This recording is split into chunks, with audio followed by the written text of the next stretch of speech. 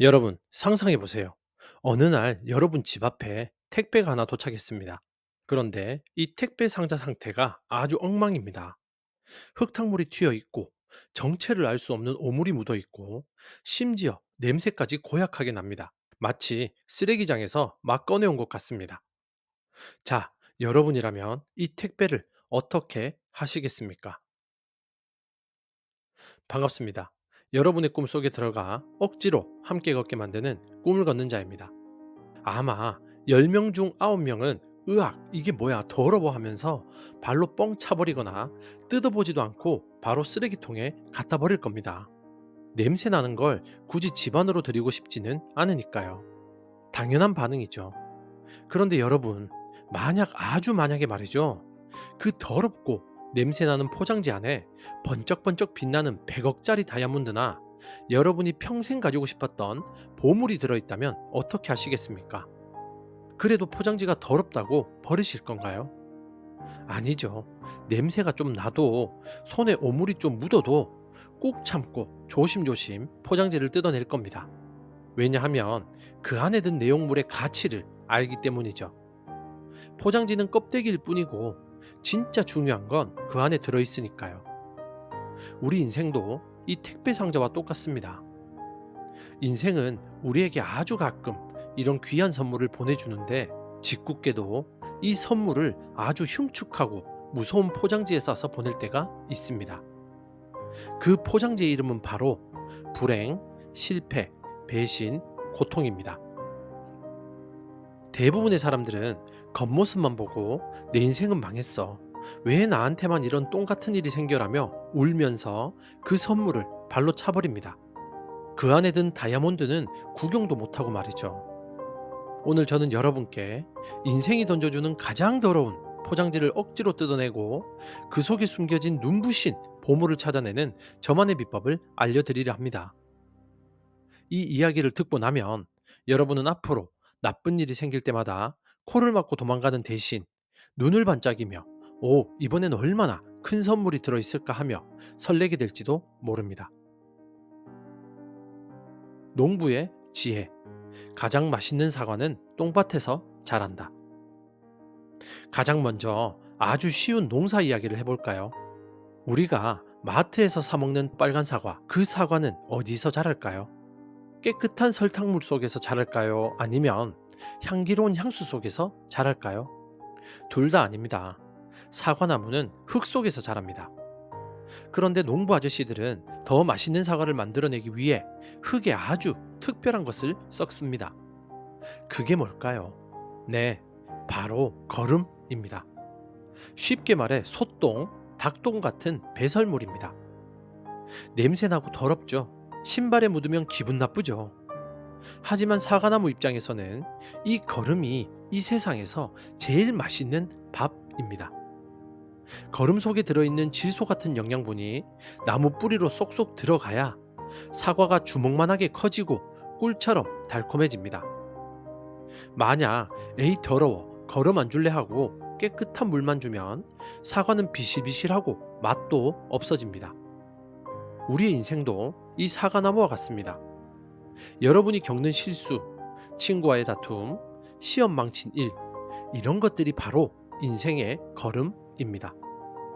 겪을 때는 냄새나고 기분 나쁘고 피하고 싶죠. 마치 똥을 밟은 기분입니다.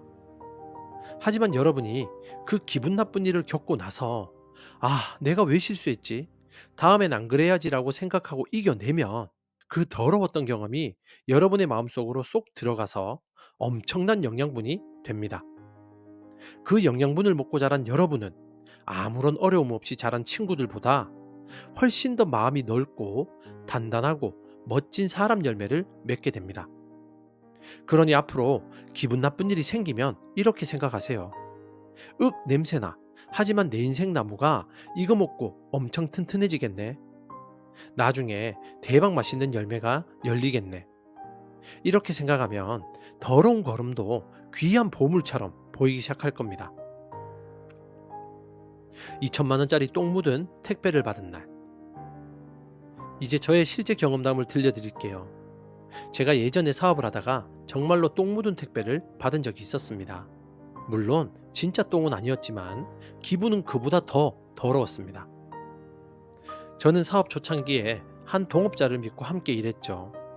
그리고 세금 문제도 그분이 소개한 사람에게 전적으로 맡겼습니다. 나만 믿어 완벽하게 처리해 줄게 라는 말을 철석같이 믿었죠.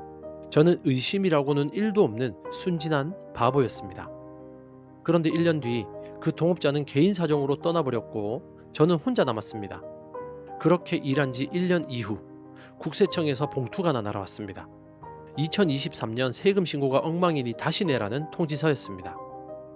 알고 보니 믿고 맡겼던 그 사람이 완전히 엉터리로 해놓고 도망친 것이었습니다. 부랴부랴 다시 계산해 보니 제가 내야 할 세금이 무려 현금으로 2천만 원이었습니다. 여러분이 좋아하는 치킨을 수백 마리 시켜 먹고도 남는 큰 돈입니다. 그 돈이 내 잘못도 아니고 믿었던 사람의 배신 때문에 하루아침에 날아가게 생긴 겁니다. 동업자에게 전화를 걸었죠. 형님 이거 같이 책임져야 되는 거 아니에요? 그런데 돌아온 대답은 난 돈 없어. 알아서 해 였습니다. 그리고 전화를 끊고 연락이 되지 않았습니다. 그 순간 제 기분이 어땠을까요? 머리 끝까지 화가 나서 폭발할 것 같았죠. 억울해서 눈물이 핑 돌고 그 사람이 너무 미워서 잠도 안 왔습니다. 내 인생 최악의 날이네. 왜 나한테 이런 쓰레기 같은 일이 생기지? 마치 냄새나는 오물을 뒤집어 쓴 기분이었습니다. 저는 그 상황이라는 택배 상자를 당장이라도 발로 차버리고 찢어버리고 싶었습니다. 억지로 포장지를 뜯어보니 그 속에 숨겨진 선물. 하지만 다행스럽게도 저는 그때 마인드 공부를 하고 있었을 때였습니다. 안 좋은 일에도 분명히 뜻이 있다 는 말을 억지로라도 믿어보기로 했습니다. 그래서 코를 막고 인상을 찌푸린 채로 그 2천만 원짜리 불행이라는 더러운 택배 상자를 조심스럽게 뜯어보기 시작했습니다. 스스로에게 질문을 던졌습니다. 이 거지 같은 상황 속에 도대체 무슨 선물이 들어있다는 거야? 한번 찾아나 보자. 처음에는 아무것도 안 보였습니다. 억울함만 보였죠. 하지만 억지로, 정말 억지로 계속 들여다보며 좋은 점 3가지 찾기를 시도했습니다. 그러자 놀랍게도 더러운 포장지 안에서 반짝이는 것들이 하나둘 보이기 시작했습니다. 첫 번째 선물은 예방주사입니다. 만약 지금 내가 2천만 원이 아니라 나중에 성공해서 20억, 200억을 버는 부자가 되었을 때 이런 일이 터졌다면 그때는 감옥에 갔을 수도 있고 우리 가족이 진짜로 길거리에 앉았을 수도 있겠다. 그런데 지금 아직 내가 젊고 다시 벌 수 있을 때 이런 일이 터져서 다행이다.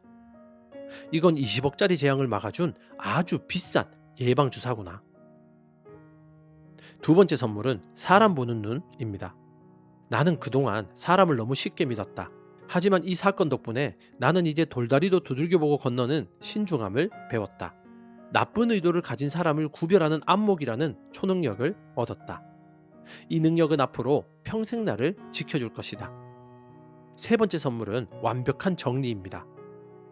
만약 그 동업자와 계속 같이 갔다면 언젠가 더 큰 배신을 당했을지도 모른다. 그런데 하나님이 나를 도우셔서 더 늦기 전에 그 사람을 내 인생에서 깨끗하게 정리해 주셨구나. 2천만 원은 그 사람을 내보내는 이별 위자료라고 생각하자. 싸게 먹혔다. 이렇게 생각을 바꾸는 순간 신기한 일이 벌어졌습니다. 죽일 듯이 미웠던 마음이 사라지면서 억울해서 터질 것 같던 심장이 차분해졌습니다. 와, 진짜 큰일 날 뻔했는데 이만하길 다행이다. 하나님 감사합니다. 입에서 저절로 감사가 튀어나왔습니다. 2천만 원을 잃은 건 변함이 없었습니다.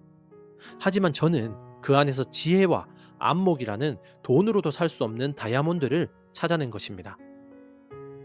그때 배운 세무 지식과 더불어 지금은 전문 세무사를 고용해서 그 누구보다 꼼꼼하게 사업을 운영하고 있고 그때 얻은 교훈 덕분에 더 좋은 사람들과 함께 일하고 있습니다. 결과적으로 저는 그때 잃은 2천만 원보다 수십 배, 수백 배 더 큰 이익을 얻고 있었습니다.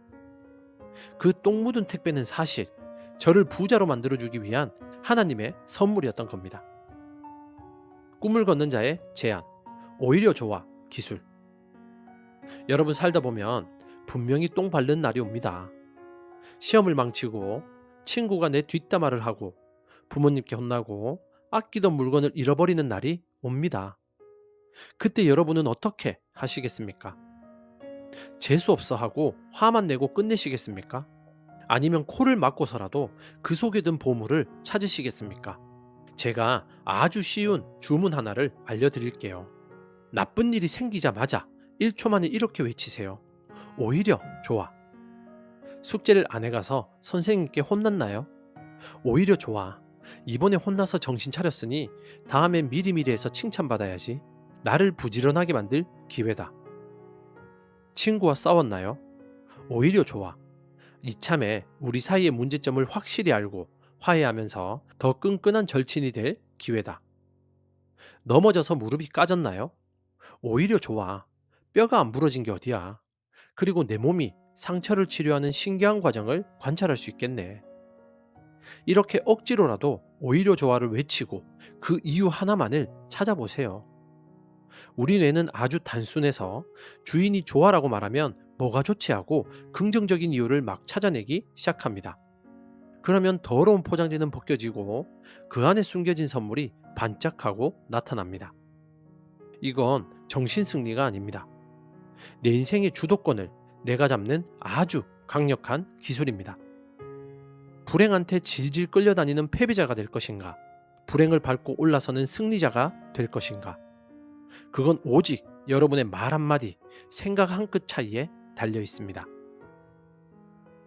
오늘 이야기를 정리하며 여러분의 가슴 속에 절대 썩지 않는 황금 씨앗을 심어드리겠습니다. 첫째, 모든 불행은 위장된 축복입니다. 겉모습이 더럽다고 속지 마십시오. 택배기사님, 즉 운명이 포장지를 좀 험하게 다뤘을 뿐 내용물은 언제나 여러분을 성장시키는 보물입니다. 둘째, 걸음이 없으면 열매도 없습니다. 실수와 실패, 억울함이라는 똥밭을 굴러본 사람만이 인생의 달콤한 열매를 맺을 수 있습니다. 깨끗한 길만 간 사람은 절대 큰 사람이 될 수 없습니다. 냄새나는 경험을 두려워하지 마세요. 셋째, 포장지를 뜯는 칼은 해석입니다. 사건은 바꿀 수 없지만 해석은 바꿀 수 있습니다. 왜 나한테라고 묻지 말고 이 안에 뭐가 들어있지라고 물으세요. 질문을 바꾸는 순간 쓰레기는 보물지도로 변합니다. 옛말에 세옹지마라는 말이 있죠. 노인의 말이 도망쳐서 불행인 줄 알았더니 그 말이 친구들을 데려와서 행운이 되고 아들이 말을 타다가 다쳐서 불행인 줄 알았더니 그 덕분에 전쟁에 안 나가서 목숨을 건졌다는 이야기입니다. 좋은 게 나쁜 거고 나쁜 게 좋은 겁니다. 끝까지 까보기 전에는 아무도 모릅니다. 그러니 미리 슬퍼하지 마세요. 사랑하는 여러분, 혹시 지금 감당하기 힘든 일이 있나요? 도저히 이해할 수 없는 억울한 일을 당하셨나요? 그렇다면 지금 당장 장갑을 끼고 그 더러운 포장지를 뜯어보세요. 분명히 그 안에는 여러분을 더 단단하게, 더 지혜롭게, 더 멋지게 만들어줄 선물이 숨어 있습니다. 제가 장담합니다. 먼 훗날 여러분은 이렇게 말하게 될 겁니다. 아, 그때 그 일이 내 인생 최고의 행운이었어. 그때 그 사건 덕분에 지금의 내가 있는 거야. 똥 묻은 포장지를 두려워하지 않는 용기 있는 여러분을 저 꿈을 걷는 자가 곁에서 응원하며 함께 뜯어보겠습니다. 자, 무엇이 들어있나 우리 한번 볼까요? 지금까지 당신의 꿈 곁에서 함께 조용히 걷는 꿈을 걷는 자였습니다. 감사합니다.